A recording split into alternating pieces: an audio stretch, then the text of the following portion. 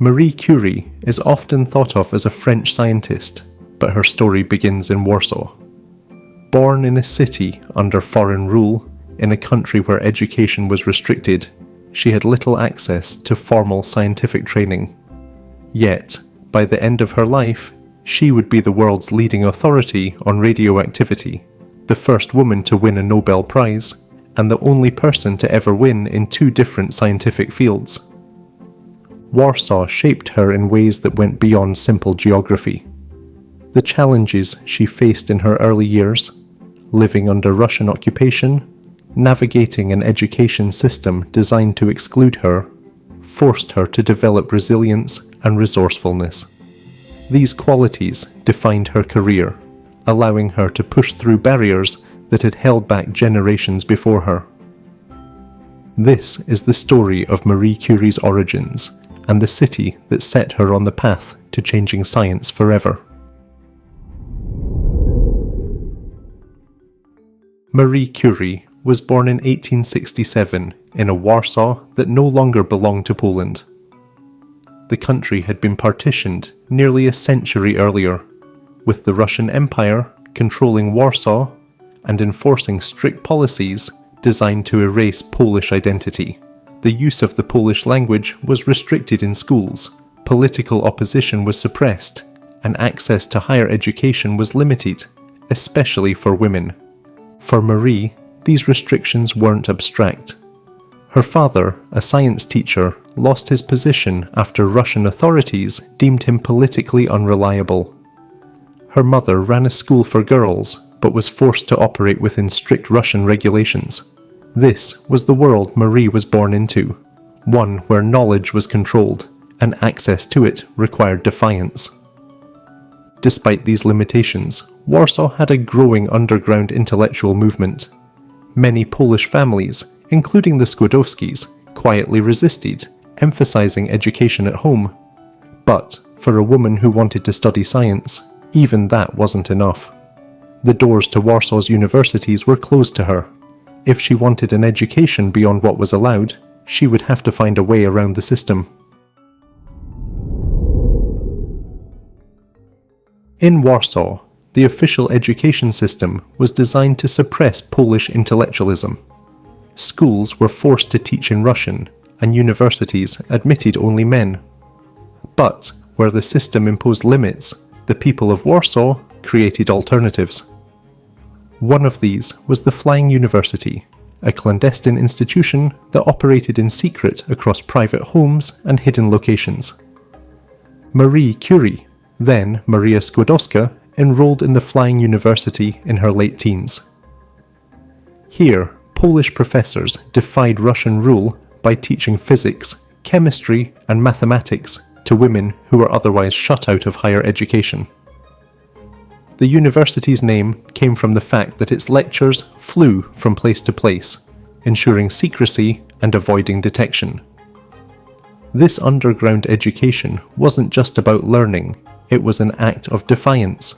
But while it provided knowledge, it could never offer formal degrees or access to laboratories.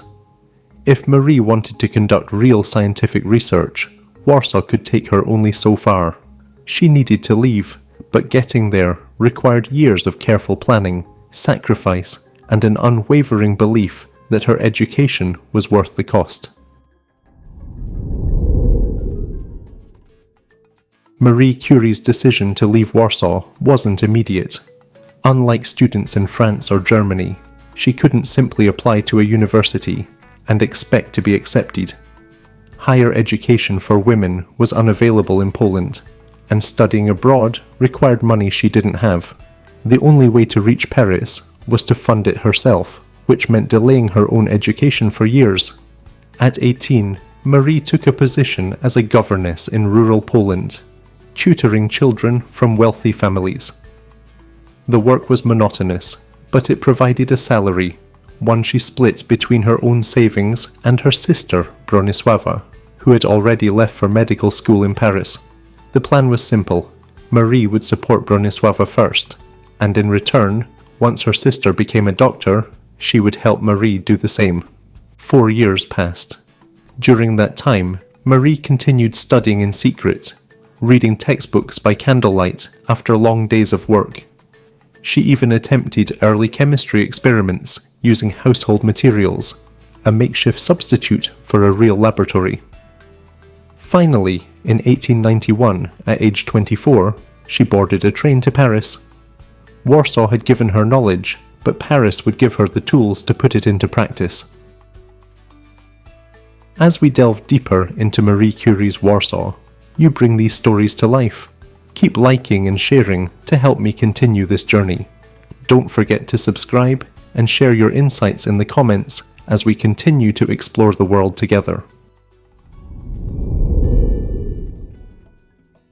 Arriving in Paris in 1891, Marie Curie was entering a completely different world.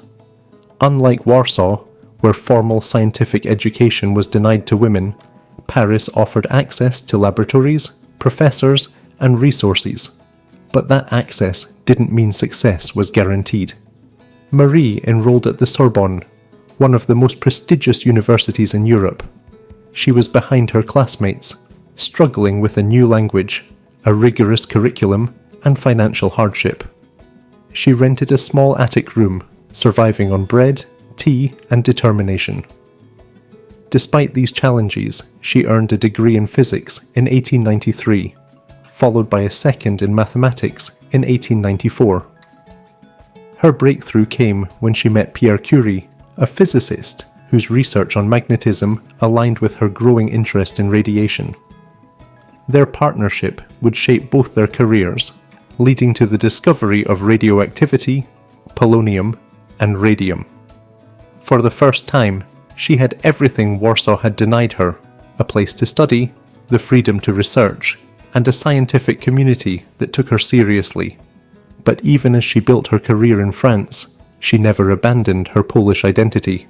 When it came time to name a newly discovered element, she called it polonium, in honor of the country that had shaped her.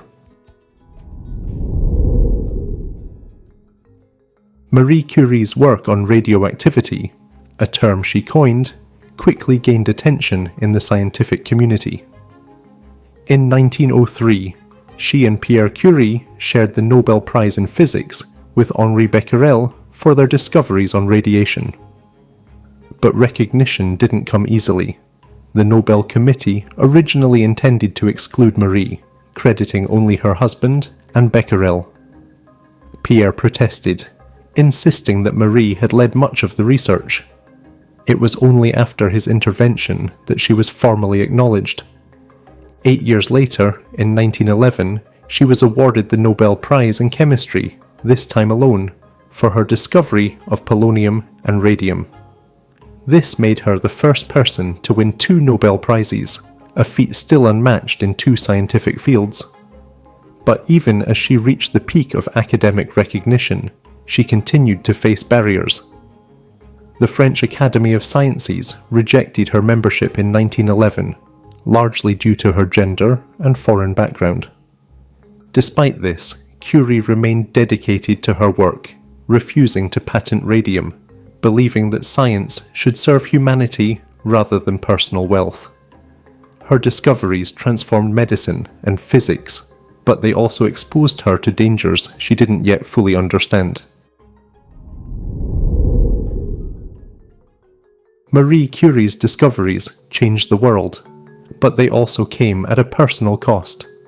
At the time, the dangers of radiation exposure were unknown, and she worked for years without protective measures. She handled radium with her bare hands, kept radioactive materials in her pockets, and stored glowing test tubes in her lab, treating them as scientific curiosities rather than deadly hazards. By the 1920s, the effects of prolonged exposure became clear. Marie suffered from chronic fatigue, vision problems, and unexplained illnesses. Many of her lab assistants experienced similar symptoms, and by 1934, her body could no longer endure the damage. She died from aplastic anemia, a condition linked to radiation exposure. Even today, the impact of her work is visible. Her personal notebooks remain so radioactive that they must be stored in lead-lined boxes. Despite the risks, she never regretted her research. The same elements that slowly poisoned her also paved the way for medical breakthroughs, including cancer treatments and diagnostic imaging. Her sacrifice was real, but so was her legacy, one that extended far beyond her own lifetime. For most of her life, Marie Curie's ties to Warsaw remained strong, even as her career unfolded in France. Despite being forced to leave, she never stopped identifying as Polish. She visited Warsaw frequently, staying connected to the scientific community and advocating for research in her homeland. In 1912, she helped establish the Radium Institute in Warsaw, a sister institution to the one she had founded in Paris.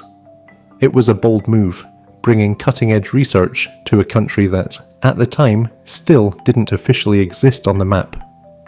She personally donated radium to the institute, ensuring Polish scientists had access to the material that had defined her career. Today, Warsaw has fully embraced Curie as one of its greatest figures. Her childhood home is now the Marie Skłodowska-Curie Museum, and her name is attached to streets, schools, and research centres. Even the element polonium, named after Poland, serves as a reminder of the country she never forgot. Her legacy isn't just in her discoveries, it's in the generations of scientists she inspired, especially women, who no longer have to leave their country just to study. Warsaw once restricted her, but in the end, it honoured her in ways even she might not have imagined. Marie Curie's journey from Warsaw to Paris wasn't just a personal triumph. It was a reflection of the limitations and opportunities that shaped her time. Warsaw gave her resilience, but it couldn't give her the education she needed. Paris provided the tools, but even there, she remained an outsider. She succeeded not because of where she was, but because she refused to let her circumstances define her. Her legacy is more than just 2 Nobel Prizes or a handful of scientific discoveries. Her research changed medicine, energy, and our understanding of the universe.